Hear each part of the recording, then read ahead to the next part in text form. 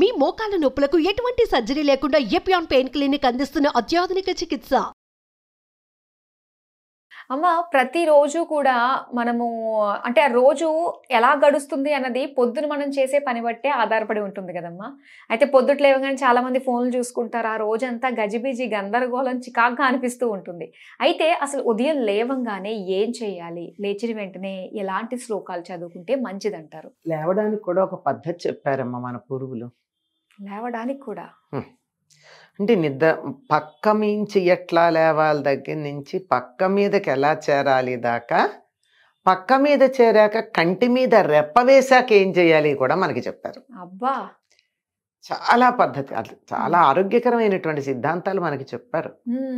అందులో నిద్ర ఎలా లేవాలి అంటే ప్రశాంతంగా లేవాలి.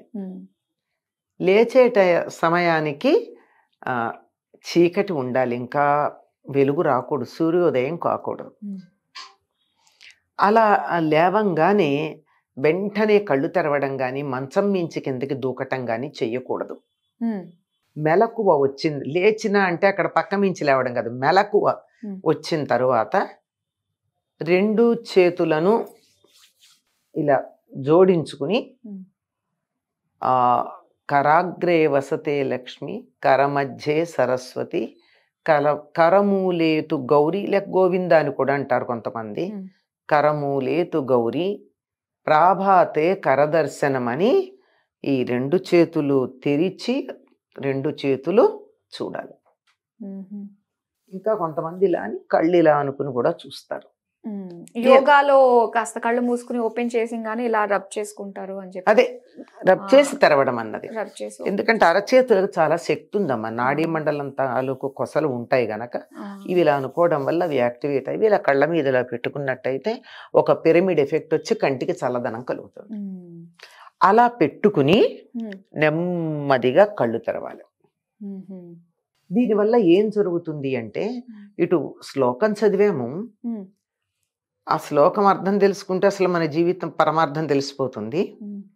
దానికన్నా ఒక్కసారిగా కళ్ళు తెరిచే కన్నా నెమ్మదిగా కళ్ళు తెరవడం వల్ల మన కంట్లో ఉండేటటువంటి కంటి పాపలో చూసే లెన్స్ ఉందే, ఆ లెన్స్ వాతావరణానికి అలవాటు పడుతుంది. అందువల్ల మనకి కంటి చూపు త్వరగా పాడవదు. సూర్యోదయం తర్వాత నిద్ర లేచే వారికి కంటి చూపు త్వరగా పాడవుతుంది. ఎందుకంటే ఒక్కసారి చీకట్లోంచి వెలుగు చూస్తే ఇలా కళ్ళు చిట్లిస్తాం, ఆ చిట్లించేటప్పటికి కోన్స్ అండ్ రాడ్స్ ఉంటాయి, అవి సర్దుకుంటాయి. ఈ సర్దుబాట్లు తరచుగా జరిగితే వాటి యొక్క ఎఫిషియన్సీ, సామర్థ్యం తగ్గుతుంది.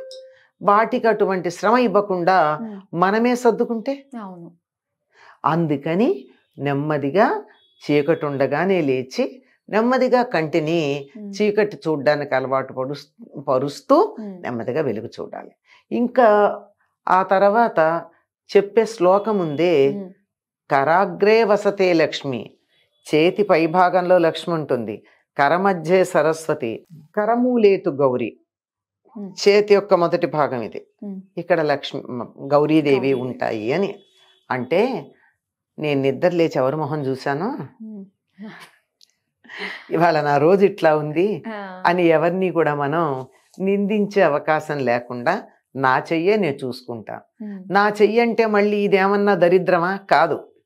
ఇది ఎట్లాంటిది, నా చేతి మొదళ్లలో లక్ష్మీదేవి ఉంది, మధ్యలో సరస్వతీదేవి ఉంది, ఈ మొదటి భాగంలో గౌరీదేవి ఉంది. అంటే ఏమిటి అర్థం? మూడు శక్తులు, అంటే ఇచ్ఛ జ్ఞాన క్రియాశక్తులు. ఇచ్ఛ జ్ఞాన క్రియాశక్తులు ఏమిటది? కరాగ్రే వసతే లక్ష్మి, చేతి మొదట్లో లక్ష్మీదేవి ఉంది, పని చెయ్యి సంపద వస్తుంది. పుస్తకం చేతిలో పట్టుకో జ్ఞానం వస్తుంది. పని చెయ్యాలంటే ఇది అవసరం, శక్తి కావటానికి.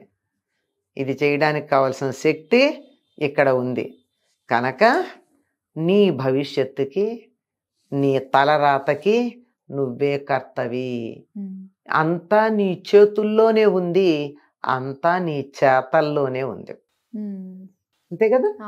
చేతలు ఈ చేతులతో ఉన్నది అని నిద్ర లేస్తూ మనని మనం భుజం తట్టుకుని మనం చురుకుగా ఉండాలి, పని చెయ్యాలి, దానికి కావలసిన జ్ఞానాన్ని సంపాదించుకోవాలి.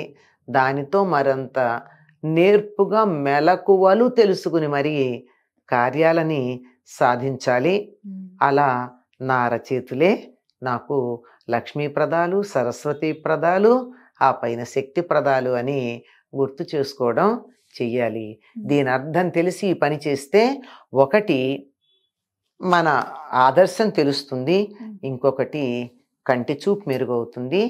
అంతేకాకుండా నిద్ర లేవగానే మంచం మించి దూకడం ఆరోగ్యానికి మంచిది కాదు. అలాగే నైట్ మనం పడుకుని మార్నింగ్ లేచే టైంకి మొత్తం అంతా కూడా శక్తి అంతా కూడా మనలో ఉంటుంది. ఒకేసారి కళ్ళు ఓపెన్ చేస్తే ఆ శక్తి అంతా కూడా దేని వైపు చూస్తామో దాని వైపుకి వెళ్ళిపోతుంది అని చెప్పేసి అంటూ ఉంటారు. అదేమో అట్లా ఏమో కాదు, అట్లా కాదు. కానీ ఏమవుతుందంటే సైన్స్ చెప్తాను నేను. మనం పడుకున్నప్పుడు ఎలా ఉంటుంది, మన రక్తనాళాలు భూమికి సమాంతరంగా ఉంటాయి, అవునా? లేస్తాం, లేచి కూర్చుంటే గుండె నుంచి రక్తం పైకి వెళ్ళాలంటే ఎటు వెళ్ళాలి, మెదడుకి వెళ్ళాలంటే పైకి వెళ్ళాలి కదా. ఒక్కసారిగా గుండె అనే యంత్రం వెంటనే మార్చుకోవడం కష్టం అవుతుంది. కనుక మంచం మించి లేచి దూకకుండా లేచి ఒక్క నిమిషం కూర్చుని ఆ తర్వాత నెమ్మదిగా వంగి భూదేవికి నమస్కారం చేసుకుని వెళ్ళామనుకో, రక్త ప్రసరణ బాగుంటుంది. ఎవరైతే నిద్రలేవంగానే మంచం మించి దూకి వెళ్లకుండా ఒక నిమిషం కూర్చుని పెడతారో వాళ్ళకి పక్షపాతం వచ్చేటటువంటి అవకాశం 100కి 25% మాత్రమే ఉంటుంది, 75% పోతుంది. అంతేకాదు చాలా మంది హార్ట్ అటాక్స్ వచ్చి తెల్లారుజామున చనిపోవడం ఓల్డ్ ఏజ్ పీపుల్కి కారణం కూడా అంతే. వాళ్ళు తొందరగా యూరినేషన్కి వెళ్ళాలి అన్న తొందరలో ఎక్కడ పక్క పాడైపోతుందో అని మంచం మించి లేచి వెంటనే బయలుదేరతారు. ఆ వెంటనే బయలుదేరేటప్పటికి మెదడుకి రక్తం అందక గిడ్డీనెస్ వచ్చి పడిపోతారు.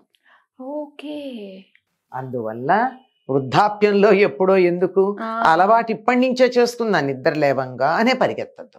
నిద్ర లేచాక ఒక్క నిమిషం ఎంత, అందుకని ఈ శ్లోకం చెప్పారు. ఈ శ్లోకం చెప్పడానికి ఎంతసేపు పడుతుందమ్మా? 1/2 నిమిషం పడుతుంది. అంతే. కరాగ్రే వసతే లక్ష్మి, కర మధ్యే సరస్వతి, కర మూలేతు గౌరీ, కర మూలేతు గౌరీ, ప్రాభాతే కరదర్శనం. 35 మహా అయితే 35-40 మ్యాక్సిమం 20 నుంచి 40 నిమిషాల లోపల. అంతసేపు కూర్చునేటప్పటికీ గుండె సమాంతరంగా ఉండే రక్తనాళాల్లోకి రక్తం ప్రసరింపచేయడం అనే కార్యక్రమం నుంచి నెమ్మదిగా ఊర్ధ్వముఖంగా రక్తం ప్రసరింపచేయడానికి సిద్ధపడుతుంది. మనం నెమ్మదిగా లేస్తే ఇబ్బంది ఉండదు. అందుకని ఈ శ్లోకం చదువుకొని లేవడం అన్నది ఆరోగ్యానికి చాలా మంచిది. తర్వాత మనం బాగుపడడానికి కూడా పనికొస్తుంది.